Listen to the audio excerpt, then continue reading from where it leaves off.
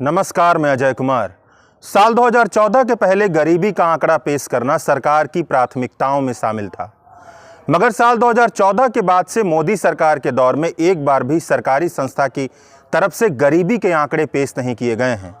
इसका मतलब यह है कि मोदी सरकार यह बताने से भाग रही है कि उसकी आर्थिक नीतियों से कितने लोगों को फायदा हो रहा है और कितने लोग नुकसान झेल रहे हैं। सरकार ऐसा क्यों कर रही है, इसका अंदाजा आप सब लगा सकते हैं। साल 2011-12 के बाद भारत में गरीबी के आंकड़े पेश नहीं किए गए हैं। सोच कर देखिए कि जिस सरकार के पास गरीबी के आंकड़े नहीं हैं, उसकी आर्थिक नीतियां जमीनी हकीकत पर बनती होंगी या पूंजीपतियों के सलाह मशविरा पर बनती होंगी, जिनके पैसे पर वह चुनाव लड़ती हैं और सत्ता में लौट कर आती हैं। साल 2017-18 में कंजप्शन एक्सपेंडिचर सर्वे हुआ। इसके रिजल्ट से गरीबी के अनुमानित आंकड़े की जानकारी मिलती, मगर सरकार ने इसे जारी करने नहीं दिया। सरकार की आधिकारिक प्रेस रिलीज कहती है कि इकट्ठा किए गए डेटा की गुणवत्ता यानी कि क्वालिटी ठीक नहीं थी, मगर यह नहीं बताती है कि उसमें क्या खामियां थीं। जबकि जानकार कहते हैं कि साल 1950 से कंजप्शन एक्सपेंडिचर सर्वे होते आ रहा है और डाटा इकट्ठा करने की इसकी प्रक्रिया को पूरी दुनिया में गोल्ड स्टैंडर्ड का माना जाता है। मगर सच छिपाने से कहाँ छुपता है कि गरीबी का सच छिप जाए, दबे पांव निकल ही आता है। उसे देखने की जरूरत होती है और यह पूछने की जरूरत होती है कि ऐसा क्यों। मोदी सरकार ने फैसला लिया है कि अगले 1 साल तक देश के 81 करोड़ गरीब लोगों को मुफ्त में अनाज दिया जाएगा। यह फैसला नेशनल फूड सिक्योरिटी एक्ट के तहत लिया गया है, जिसके तहत 3 रुपये प्रति किलो चावल, 2 रुपये प्रति किलो गेहूं और 1 रुपये प्रति किलो मोटा अनाज दिया जाता था। अब यह पूरी तरह से मुफ्त कर दिया गया है। अब आप खुद सोच कर देखिए कि यह फैसला किसके लिए किया गया है। क्या उनके लिए किया गया है जिनके पास ढंग की कमाई है, या उनके लिए किया गया है जिनकी कमाई इतनी भी नहीं है कि वो 2 वक्त की रोटी का इंतजाम कर पाएं। मतलब सरकार यह स्वीकार कर रही है, सरकार यह मान रही है कि भारत में तकरीबन 80 करोड़ लोग यानी भारत की कुल आबादी का 60% हिस्सा इतनी गरीबी में जी रहा है कि बिना सरकारी मदद से वह खुद के लिए खाने का इंतजाम भी नहीं कर सकता है। सरकार के इस ऐलान पर सरकार के समर्थक उन अर्थशास्त्रियों के भी पोल खुल जाती है जो कहते हैं कि मोदी सरकार के दौर में गरीबी घटी है। साथ में यह ऐलान इस बात की तरफ भी इशारा करता है कि सरकार की आर्थिक नीतियां चाहे जैसी भी हो, मगर 60% लोगों के जेब में इतना पैसा भी नहीं डाल पा रही हैं कि वह खुद को 2 वक्त के खाने का इंतजाम करवा पाएं। हालांकि अर्थशास्त्री अरुण कुमार ने द वायर में छपे अपने एक लेख में बहुत ही ठोस विश्लेषण के साथ यह बताया है कि यह 60% का आंकड़ा भी भारत की गरीबी को कमतर करके पेश करने जैसा है। असलियत यह है कि भारत में तकरीबन 90% आबादी गरीबी में जी रही है। अर्थशास्त्री प्रोफेसर अरुण कुमार का विश्लेषण यह है कि वर्ल्ड बैंक का मानना है कि अगर कोई 176 रुपये प्रतिदिन से कम खर्च करता है तो गरीबी रेखा से नीचे है। इसका मतलब यह हुआ कि अगर कोई महीने में 2650 रुपये से कम खर्च करता है तो वह गरीबी रेखा से नीचे है। 5 लोगों के परिवार के हिसाब से जोड़ें तो यह तकरीबन महीने में 13,250 रुपये हुआ। साल 2018 का दिल्ली सोशियो इकोनॉमिक सर्वे बताता है कि भारत में तकरीबन 90% लोग महीने में 10,000 रुपये से कम खर्च करते हैं। 98% लोग महीने में तकरीबन 20,000 से कम खर्च करते हैं। ई श्रम पोर्टल पर रजिस्टर्ड 28 करोड़ असंगठित क्षेत्र के कामगारों में से 94% कामगार महीने में 10,000 से कम कमाते हैं। इन सभी आंकड़ों को एक साथ रख कर देखा जाए और यह मानकर चला जाए कि किसी परिवार में 2 लोग काम कर रहे हैं, फिर भी महीने का खर्च 20,000 रुपये से कम ही हुआ। इस तरह से अरुण कुमार का विश्लेषण बहुत ही ठोस तरीके से बताता है कि भारत में 60% नहीं, कम से कम 90% आबादी गरीबी में जी रही है।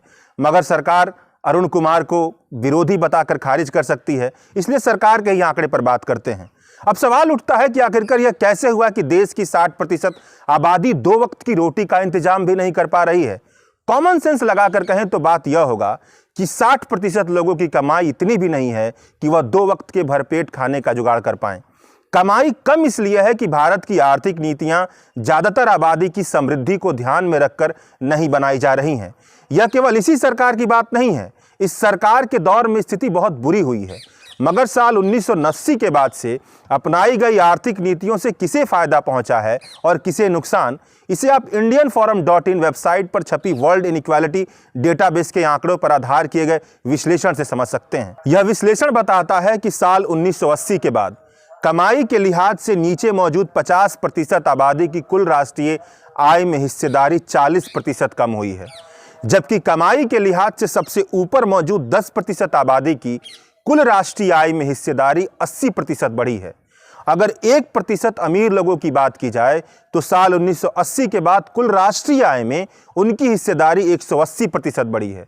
साल 2011 से लेकर 2020 तक की स्थितियां यह है कि कुल राष्ट्रीय आय में सबसे नीचे मौजूद 50% की हिस्सेदारी महज 13% के आसपास है और सबसे ऊपर मौजूद 10% की हिस्सेदारी 56% के आसपास है। साल 1980 से लेकर अब तक अमीरी और गरीबी से जुड़े यह आंकड़े साफ साफ बताते हैं कि पिछले 40 साल की आर्थिक नीतियों का परिणाम यह है कि उससे लोक कल्याण नहीं हुआ है, बल्कि अमीर बहुत ज़्यादा अमीर हुए हैं और गरीबी बहुत ज़्यादा बढ़ी है।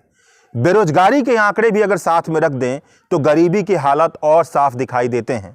भारत में कुल काम करने लायक आबादी 100 करोड़ के आसपास है।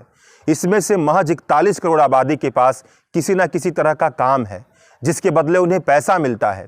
इसमें से भी ज़्यादातर की कमाई बहुत ज़्यादा कम है। ज़्यादातर आबादी असंगठित क्षेत्र में काम करती है।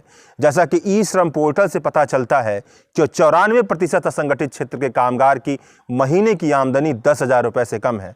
यह सारे आंकड़े चिल्ला चिल्ला कर बता रहे हैं कि सरकार ने आखिरकार 2012 के बाद गरीबी का आंकड़ा देना बंद क्यों कर दिया है।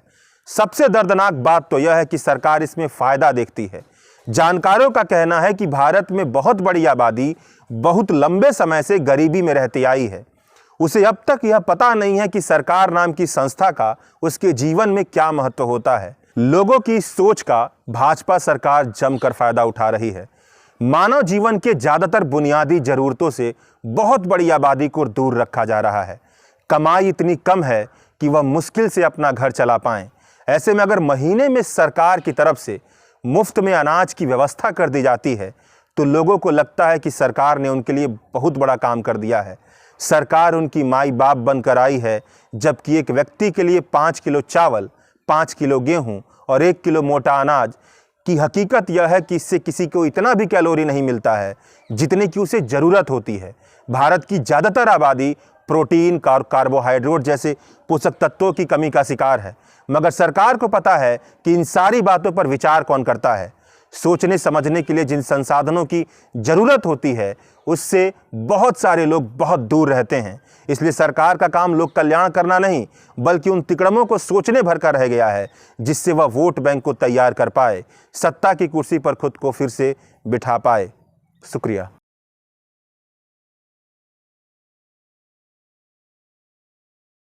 द वायर के और वीडियोस देखने के लिए सब्सक्राइब करें और बेल आइकन पर क्लिक करें। स्वतंत्र पत्रकारिता की आर्थिक मदद करने के लिए डिस्क्रिप्शन में दिए गए लिंक पर जाएं और अपनी राशि चुनें।